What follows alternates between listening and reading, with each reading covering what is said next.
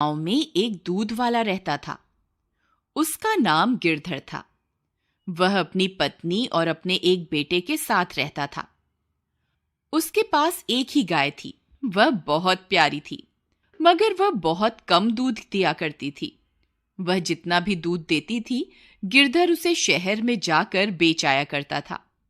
लेकिन दूध कम होने की वजह से उसकी आमदनी भी बहुत कम हुआ करती थी, जिसकी वजह से उसकी पत्नी उसे दिन रात ताने मारा करती थी।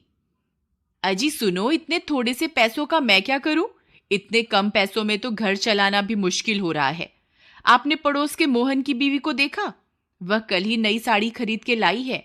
उसका पति तो उसे हर हफ्ते मेला दिखाने के लिए लेकर जाता है और नए कपड़े भी दिलवाता है। आप तो ऐसा कुछ नहीं करते। देखो भगवान, मैं जितने पैसे कमाता हूँ सारे तुम्हें लाके दे देता हूँ। अब मैं और पैसे कहाँ से लाऊं? जितने पैसे तुम कमा के लाते हो ना, उसमें से आधे से ज्यादा पैसों का चारा तो तुम्हारी ये गाय ही खा जाती है और बदले में इतना कम दूध देती है। इस गाय से हमें कोई फायदा नहीं है। इसे तो तुम किसी जंगल में ही छोड़ आओ और एक नई गाय खरीद लो। देखो भगवान, मेरे पास नई गाय खरीदने के पैसे नहीं हैं। हम जितना भी कमाते हैं उसमें 2 वक्त की रोटी मिल जाती है। मुझे ज्यादा कुछ नहीं चाहिए। अजी आपको नहीं चाहिए तो ना सही, लेकिन मुझे तो नए कपड़े खरीदने हैं और नए गहने भी लेने हैं। देखो भगवान, मुझे और परेशान मत करो। रात बहुत हो गई है और मुझे सोने जाना है। इतना बोलकर गिरधर वहां से चला जाता है। पत्नी सोचते हुए, कोई तो उपाय होगा जिससे हम ज्यादा मुनाफा कमा सकें। हमारे पास नई गाय खरीदने के पैसे तो हैं नहीं। मुझे इसी गाय से ज्यादा मुनाफा कमाने की तरकीब खोजनी होगी। अगले दिन सुबह होने पर गिरधर रोज की तरह गाय का दूध निकालकर शहर में बेचने चला जाता है। उसकी पत्नी अपने बेटे को आवाज लगाती है, अरे बेटा मुन्नू, कहाँ है? जरा मेरी बात सुन। जी माँ। जरा बाहर जाकर देख, तेरे पिताजी शहर में दूध बेचने के लिए चले गए क्या? मुन्नू बाहर जाकर देखता है। जी माँ, बाहर कोई नहीं है, पिताजी चले गए। यही सही मौका है। उसकी लालची पत्नी गाय के पास जाती है और बोलती है, क्यों री राम प्यारी, तू दिन रात चारा खाती रहती है लेकिन ज्यादा दूध क्यों नहीं देती? फिर उसकी पत्नी को ध्यान आता है कि उसके पड़ोस में रहने वाले कालिया के पास भी एक ही गाय है, लेकिन उसकी बीवी तो बहुत खुश रहती है। वह कैसे? वह सोच में पड़ जाती है। यही बात पता करने के लिए वह कालिया के घर जाती है। अरे भाई कालिया, जरा बात तो सुनो। अरे बहन सुषमा, कैसी हो तुम? और गिरधर के क्या हाल हैं? अरे हाल चाल तो मत ही पूछो, बहुत बुरे हाल हैं। हमारी गाय तो ज्यादा दूध ही नहीं देती। इतने कम दूध में कोई मुनाफा नहीं हो रहा। तुम्हारे पास भी तो एक ही गाय है, किंतु तुम्हारी गाय तो बहुत सारा दूध देती है। वह कैसे? बहन, एक राज की बात बताऊं, किसी से कहना नहीं। मैं शहर से एक इंजेक्शन लाया हूं, जिसे अगर गाय को लगा दो तो वह 4 गुना ज्यादा दूध देती है। अरे दैया, ऐसा भी कोई इंजेक्शन होता है क्या? हाँ बहन, मैं तो अपनी गाय को वही इंजेक्शन देता हूं, तभी तो मेरी गाय ज्यादा दूध देती है। अरे भैया, मुझे भी ऐसा इंजेक्शन दे दो ताकि मैं भी कुछ मुनाफा कमा सकूं।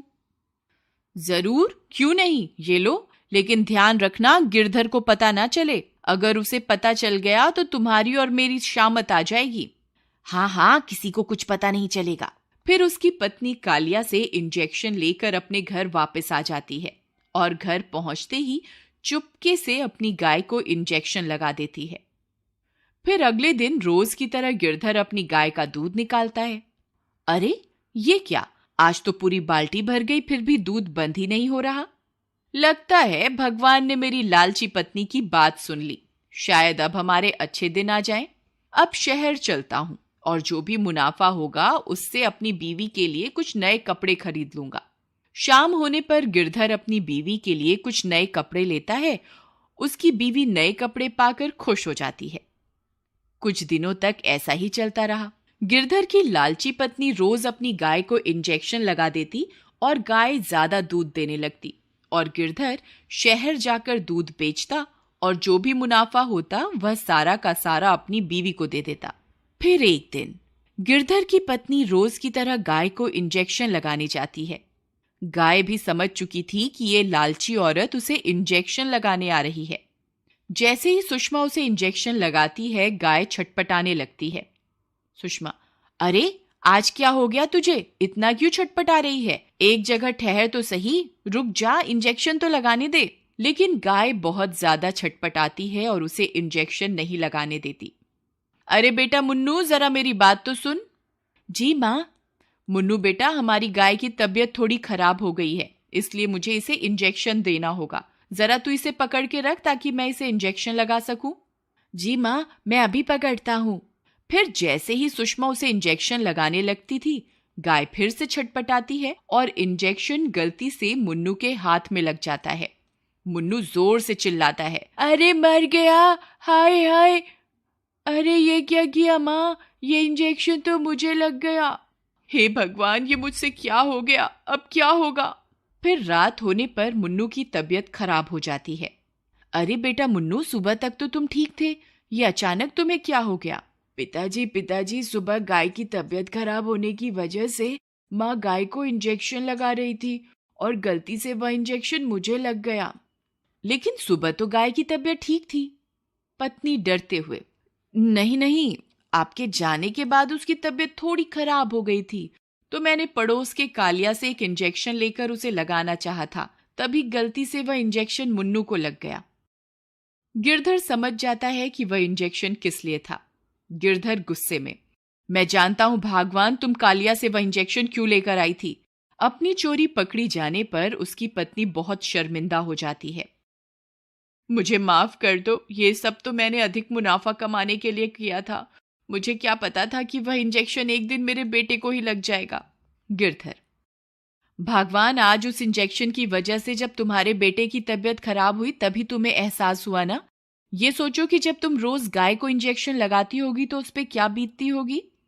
उसे कितना दर्द महसूस होता होगा। गाय तो बेजुबान है, इसलिए अपना हाल बता भी नहीं सकती, और हम लालची इंसान थोड़ा ज्यादा मुनाफा कमाने के चक्कर में इन बेजुबान जानवरों का फायदा उठाते हैं। अपने पति की बात सुनकर वह बहुत ज्यादा शर्मिंदा हो जाती है और अपने किए हुए की माफी मांगती है।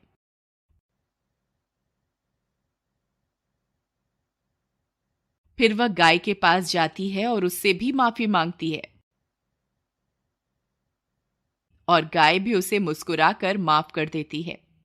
फिर वह उसी दिन से अपनी गाय की बहुत सेवा करती है और उसी गाय का दूध पी पी कर उसका बेटा भी कुछ ही दिनों में ठीक हो जाता है और वह सब कम मुनाफे में भी खुश रहने लगते हैं। मॉरल, अगर इंसान ज्यादा मुनाफा कमाने के चक्कर में बेजुबान जानवरों का फायदा उठाते हैं और बेचारे जानवर बेजुबान होने की वजह से कुछ बोल भी नहीं पाते और हम इंसानों का जुल्म चुपचाप सहते रहते हैं। अक्सर आपने देखा होगा, सड़क पर गाय लावारिस हालत में घूमती रहती है और पॉलीथीन खाने की वजह से दम भी तोड़ देती है। हमें पॉलीथीन का इस्तेमाल भी कम से कम करना चाहिए और अगर आपको कोई गाय पॉलीथीन खाते हुए दिखाई दे तो उसे रोकना चाहिए। क्या पता आपके इस कदम से किसी बेजुबान की जान बच जाए। अक्सर चुनौतियों से, संघर्षों से हम डरते हैं, लेकिन संघर्ष ही तो हैं जो हमें और अधिक मजबूत करते हैं और जिंदगी की कठिनाइयों से लड़ने की हिम्मत देते हैं और हमें सक्षम बनाते हैं, कुछ भी कर पाने के और कुछ भी कर गुजरने के। इसलिए जिंदगी में कभी भी कोई चुनौती आई तो उसे घबराइए मत, बल्कि हंसकर उसका सामना कीजिए। ये कहानी कहीं ना कहीं अगर आपके दिल को छुए तो प्लीज लाइक जरूर कीजिएगा। Humanity should be our race, love should be our religion.